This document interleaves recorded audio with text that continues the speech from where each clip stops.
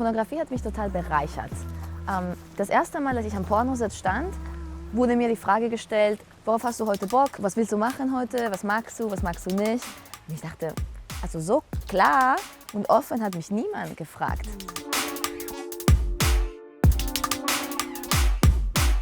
Pornografie ist einfach ein Ort, ein Medium, was Sexualität zelebriert, wo Lust irgendwie im Zentrum steht und Sexualität auch frei von bestimmten gesellschaftlichen Zwängen auch ist.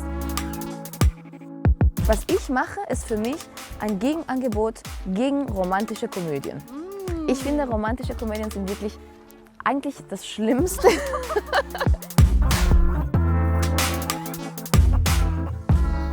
Was hat Pornografie mit Feminismus zu tun? Um diese Frage zu diskutieren, treffe ich Porno-Koryphäe Paulita Pappel. Sie ist Pornoregisseurin, Intimitätskoordinatorin und Autorin des Buchs Porno Positiv. Sie hat außerdem im Rahmen des Reeperbahn-Festivals auch eine Lesung gehalten und da ist sie auch schon. Hallo Paulita, schön dich zu sehen. Hi. Wie geht's dir? Natürlich möchte ich mit dir ganz tief gleich reinstarten in das Thema, was Pornografie eigentlich mit Feminismus zu tun hat und auch warum manche diese Frage total streitbar finden und die Antworten, die du darauf hast.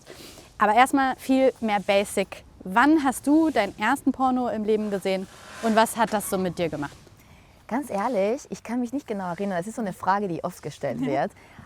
Ich glaube, ich habe einmal bei einer Freundin von mir, so unter Freundinnen, die hatten in Spanien war das so, es gab Kanal Plus und da liefen so Pornos oder Softpornos, aber nur, wenn man dafür bezahlt hat.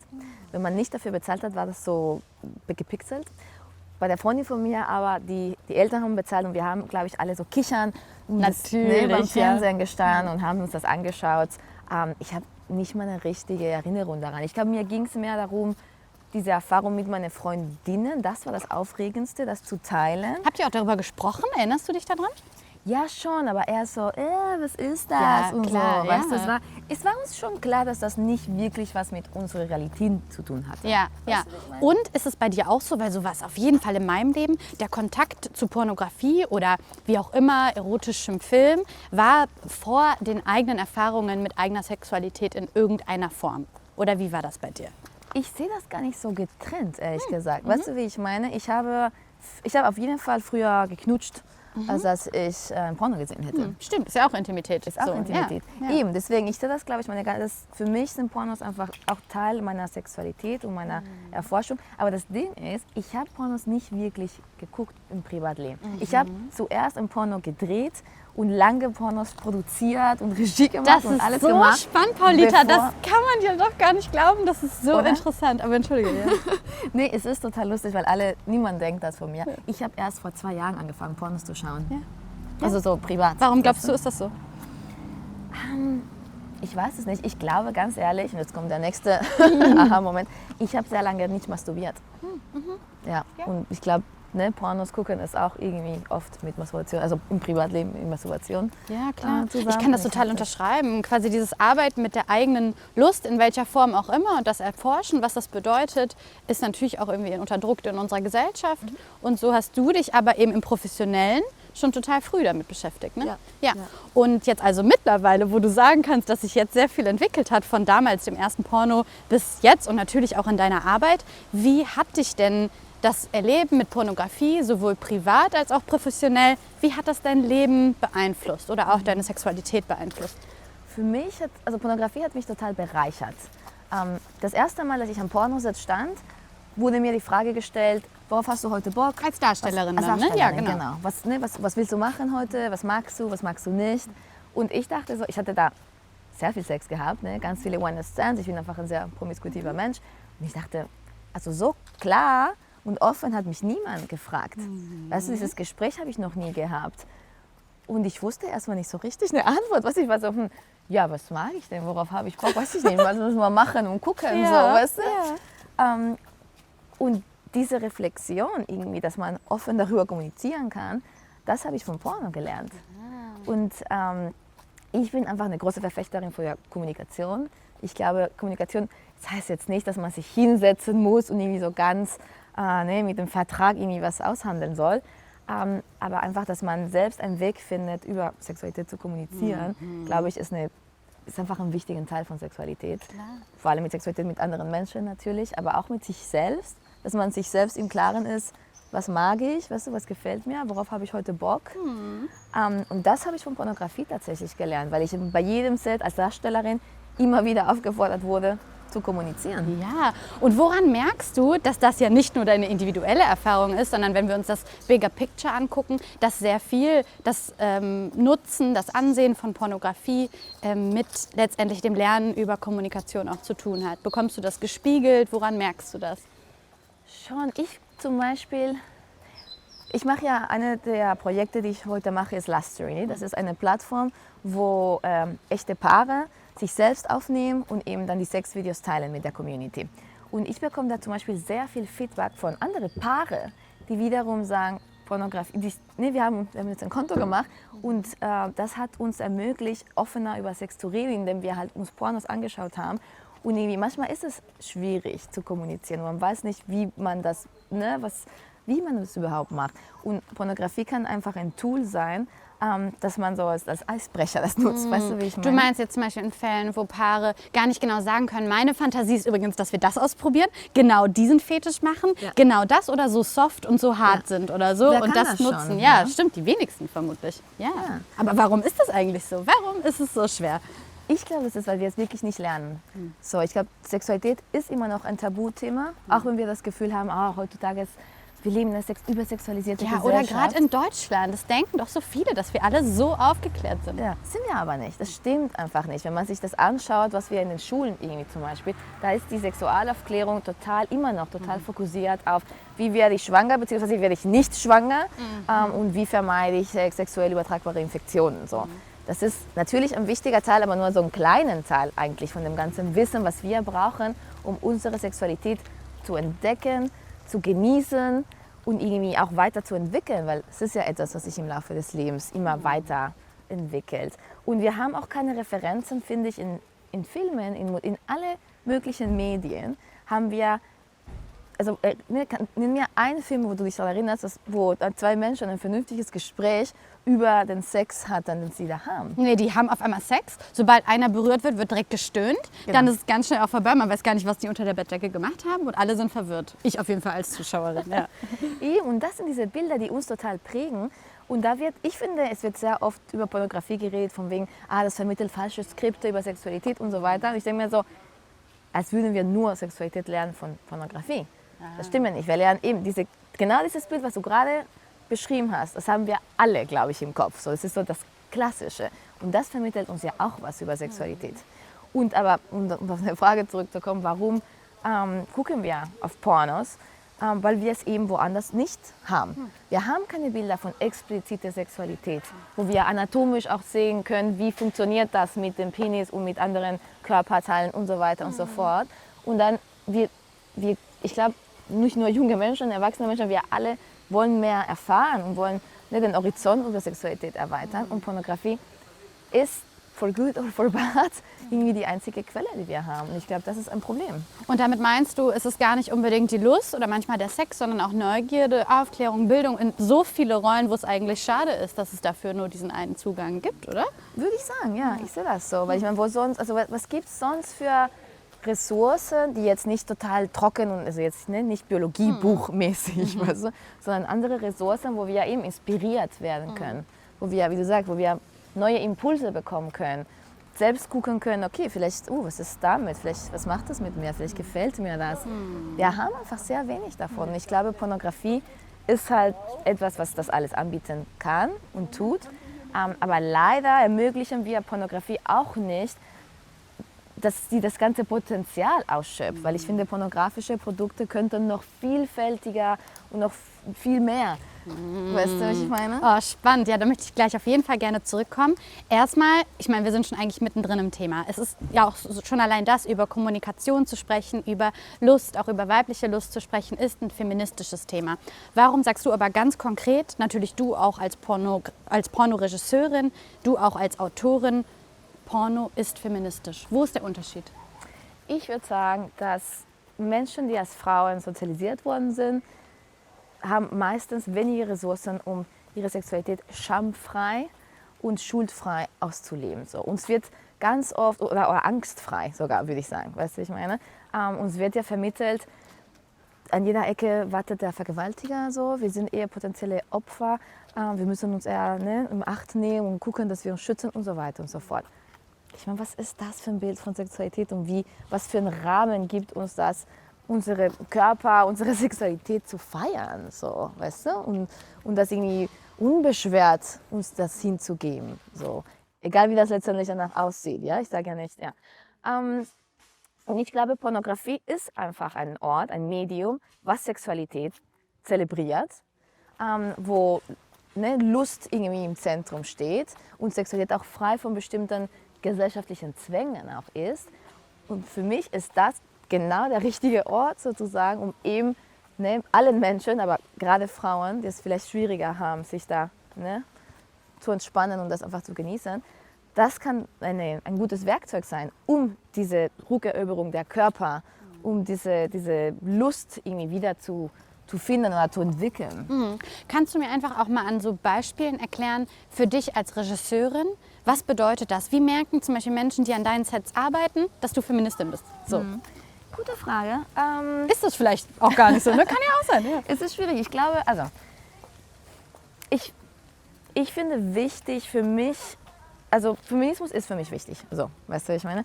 Und deswegen, was das für mich bedeutet, ist, dass ich mir einfach viele Gedanken darüber mache, über Machtgefälle, über bestimmte Bilder, Rollenbilder in der Gesellschaft, was hat Sichtbarkeit, was hat keine Sichtbarkeit und so weiter und so fort. Und wie ich das in meine eigene Arbeit reinbringe, ist, dass ich sehr nah an den Menschen arbeite vor der Kamera, dass ich meine Produktionen beziehen sich, also jeder einzelne Film eigentlich, den ich produziere, versucht die tatsächliche Fantasien, Wünsche, Vorlieben, Präferenzen von den Darstellenden aufzufangen. Und, so. Und ich glaube, das ist schon ein anderer Fokus vielleicht, wie bei anderen Produktionen, die vielleicht eher eine Checkliste haben und sagen so, okay, wir brauchen die 6 Praktiken, okay, check. So. Und enden immer mit dem Kampfshot, egal ob das gerade, weiß ich nicht, die Lust ist oder nicht, die oder Fantasie nicht. ist oder nicht. Ja. Genau, ganz genau. Aber ich finde auch, also mittlerweile nenne ich mich gar nicht so feministische Pornografin, weil in den Medien diese Narrative entstanden ist, das reproduziert, dass Mainstream-Pornografie, sogenannte Mainstream-Pornografie, so das Bösewicht ist. Ja? Und dann wird so feministische, ethische Pornografie so als das Neue, das Gute irgendwie. Was ich glaube, was wir damit schaffen, ist, wir reproduzieren genau den Stigma, genau die Vorurteile, das Tabu gegenüber einer ganzen Industrie. Und das hilft keinem. So, ich glaube, damit reproduzieren wir genau die gleiche Scham, weißt du, die gleiche negative Gefühle und diese negative Haltung gegenüber Pornografie, was uns allen schadet. Das heißt, du findest gar nicht, du bietest ein Gegenangebot zu der restlichen Welt der pornografischen Filme? Nee, was ich mache, ist für mich ein Gegenangebot gegen romantische Komödien. Ich finde, romantische Komödien sind wirklich eigentlich das Schlimmste. Ich finde, die gehören verboten.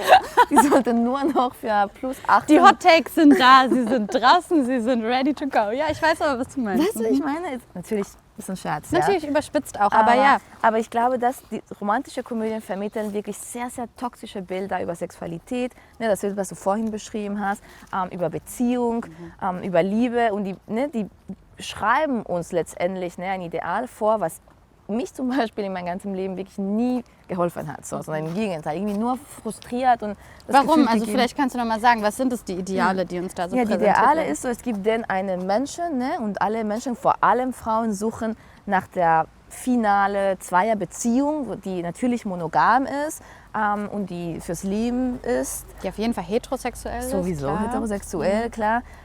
Und dann werden bestimmte Verhalten, wie zum Beispiel eigentlich toxische männliche Verhalten wie Eifersucht, aber auf eine Art und Weise, die halt obsessiv oder kontrollmäßig wird, das wird so als romantisch dargestellt.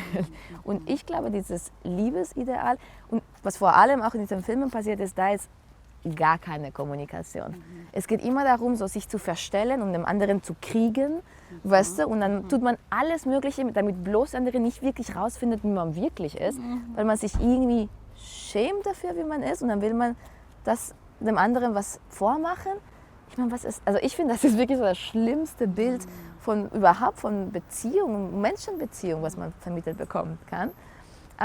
Und weil mich das so ärgert, diese romantische Komödien, mache ich eben Pornografie. Und für mich ist Pornografie genau den Gegenpol, also das Gegensatz, weil ich sage, da wird kommuniziert, ganz viel, da wird Sexualität eben nicht als was, keine Ahnung, nicht als was Schmuddeliges behandelt, sondern im Gegenteil, es wird halt gefeiert, zelebriert und offen darüber gesprochen und ja, und das ist und eben nicht tabuisiert und so zensiert, wie es eben im Film stattfindet. Ja, verstehe.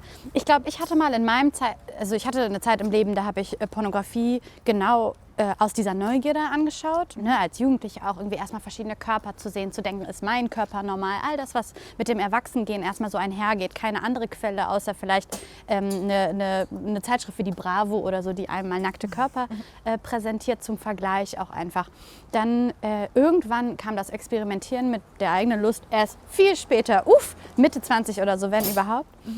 Und das Lernen über Arbeitsbedingungen in der Pornografie und vielleicht auch erstmal generell gesellschaftlich das Lernen über das Thema Konsens und über Feminismus und Sexismus, eben wie der auch die Sexualität beeinflusst, hat mir persönlich ganz individuell irgendwann komplett die Lust genommen, Pornografie zu gucken und nicht das Gefühl zu haben, hier ist Gewalt im Spiel, hier ist kein Konsens, den ich sehe zum Beispiel, der mir präsentiert wird. Und ich hatte das Gefühl, ich kann hier nicht mehr unterscheiden, wo haben Leute Spaß und wo nicht, weil ich ganz oft diese Leute angeguckt habe, vielleicht aber auch, weil ich super asexuell bin und mir einfach nur dachte, haben die gerade Spaß? Ich kann es mir nicht vorstellen. Und es hat ganz lange gedauert, bis ich irgendwie wieder einen Zugang dazu finden konnte. Kannst du das nachvollziehen oder was würdest du dem entgegnen, dass das Lernen auch über Problematiken in den Arbeitsbedingungen in der Pornografie auch dazu führen, vielleicht sollen, sich zu denken, ich hinterfrage das hier einmal? Erstmal würde ich sagen, ich kann das nachvollziehen. Es gibt bestimmte Formate und bestimmte Produkte in der Pornografie, die ich mir bis heute nicht anschauen kann, weil bei mir das einfach so ein komisches Gefühl hervorruft. Was meinst du mit Formate? Bestimmte Labels, bestimmte Labels meine so ich. Kategorien oder? Ach so, ja, genau. Okay. Und ich dachte immer, dass ich ganz genau wusste, das gefällt mir nicht, weil ich weiß, dass die Leute da irgendwie keinen Spaß haben. Bis ich viele Leute kennengelernt habe, die da arbeiten und sagen, du, das macht mir super viel Spaß. Und dann war ich so, hupsi. Und ich habe einfach festgestellt, ganz viel ist meine Projektion. Ne? Und das ist ja bei vielen Produkten so, dass die eigene Projektion, und oft sind das Angstprojektionen oder was auch immer für Gefühle, die da hochkommen, die haben viel mehr mit mir zu tun und meine Erfahrungen und da, wo ich gerade bin mit meinem Geist, als mit dem Produkt an sich. So. Ich glaube, das ist etwas, was für mich so ein ziemlich großer Aha-Moment war. Aber meine andere Frage oder meine Rückfrage an dich wäre eigentlich, dass es Umstände gibt in bestimmten Industrien, wo nicht alle Menschen respektvoll behandelt werden, wo es Manipulation und Machtgefälle gibt. Das ist ja genauso in der Filmindustrie und in der Musikindustrie, Definitiv. wie wir ja wissen. Ja. Hattest du das gleiche Gefühl? Weil, ist es so, dass du jetzt auch keine Musik hören kannst zum Beispiel? Oder weil du dir nicht sicher bist, was da im Konzert abgelaufen ist? Boah, das ist eine sehr gute Frage, weil die Antwort, die leichte wäre wahrscheinlich nein. Ich gucke mir immer noch Filme an, von denen ich irgendwie weiß auch teilweise, weil es teilweise schon Recherchen gibt, dass Beteiligte an diesen Filmsets dafür sorgen, dass Machtgefälle bestimmte Menschen unterdrücken. Und die kann ich mir bestimmt immer noch anschauen. Bei der Musik ist es ein bisschen anders, aber stimmt, es hat absolut was mit Wissen zu tun. Wenn ich ganz haargenau weiß, diese Person ist für meinen persönlichen Konsum nicht mehr was mir Spaß macht, dann gucke ich das nicht mehr an oder höre ich das nicht mehr an. In der Pornografie ist das viel unreflektierter. Merke ich aber jetzt erst. Das heißt, ich schere wahrscheinlich eine ganze Branche über einen Kamm, weil ich weiß, dass es natürlich bestimmte Stimmen gibt, die ja auch nicht unsichtbar gemacht werden sollen von Beteiligten am Set, die sagen, von mir wurde kein Konsens erwartet, ich hatte keine Pausen, ich hatte hier keinen Spaß, es wurde nicht auf Safe Sex geachtet. Und das ist aber eben eine fühlige und unterscheidet sich total ja auch von zum Beispiel eben meiner journalistischen Pflicht, auch darauf zu achten, dass sich hinter einem Gefühl Zahlen verstecken. Und jetzt ich als Konsumentin von Pornos muss dann in dem Moment wahrscheinlich feststellen, das mache ich nicht an Zahlen fest oder das mache ich nicht an dem Wissen fest. Findest du, die Zahlen fehlen oder würdest du generell sagen, das ist in unserer Gesellschaft einfach viel zu tabuisiert?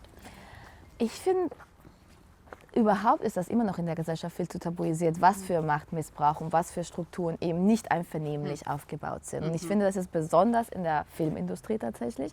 Ich finde nicht, dass es in besonderem Maße auf die Pornoindustrie zutrifft.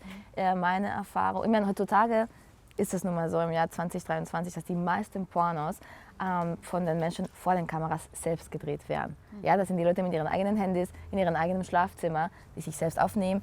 Und dann Weil mehr meistens, Geld aber auch gar nicht da ist, ne? Jein, weil die, das wäre jetzt eine lange Diskussion tatsächlich, aber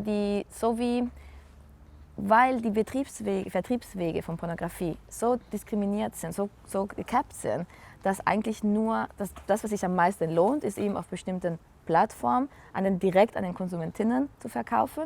Und das ist natürlich für die Darstellende super, weil die viel mehr Kontrolle darüber haben, was sie machen, wie sie das machen, wann sie das machen. Gleichzeitig müssen sie sich ja auch selbst vermarkten und das Ganze rumherum auch noch selbst machen. Aber weil andere Formate, die einfach teurer sind als ich mit meinem Handy, sich nicht gut vermarkten lassen. Weil ich kann die weder an Netflix noch an die ARD noch sonst wo verkaufen. Und deswegen bietet sich eher an, das Billigste zu machen, sage ich jetzt mal, um den maximalen Profit zu erzielen. Weil alles andere, es ist so schwierig am Porno. Man denkt so, da gibt es so viel Geld in der Pornoindustrie.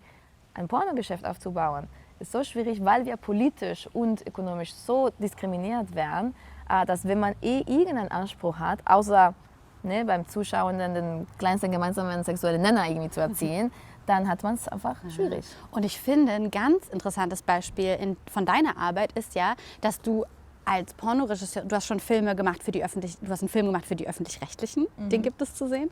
Du hast außerdem in Auftrag gegebene Pornos gemacht, auch für Labels oder für Marken, Brands, die zum Beispiel Fashion präsentieren. Ne? Und da der Ausspielweg, genau bei diesen Beispielen jetzt zum Beispiel sowohl Fashion-Kampagnen als auch öffentlich-rechtliche natürlich, das Veröffentlichen dann das Problem ist, richtig? Kannst du uns einmal erzählen, warum eigentlich und was ist dann die Lösung davon? Gibt es dafür eine? Das Problem ist ja, dass wir Porno eben anders behandeln. Das gibt ja den Pornografie-Strafrecht, was Pornografie als Produkt irgendwie einzeln betrachtet und nicht als Film, sondern als was Eigenes. Und das verbietet uns einfach, dass diese Sachen veröffentlicht werden in den normalen Unterhaltungsindustriewege. Und dann gibt es natürlich, es gibt tausend Ebenen. Dann gibt's, bei Social Media ist natürlich das Problem, dass das Riesenkonzerne sind, die in den USA sitzen, die absolut von evangelikalen Kräften letztendlich ja, auch gesteuert werden und wo einfach man nichts mehr zeigen darf, was irgendwie annähernd irgendwie eine sexuelle, eine Äußerung von Sexualität oder überhaupt Körperlichkeit ist. Weil es würde gesperrt werden, dein ganzer Kanal würde sogenannt geshadowbanned werden, sodass du sogar die nächsten Posts, die du veröffentlichst, auch noch schlecht laufen. Ganz genau. Es ist eigentlich eine sehr prekäre Situation, in der wir alle, die überhaupt mit Sex zu tun haben, auch Sextherapeutinnen werden auf den sozialen Medien gesperrt. Ne?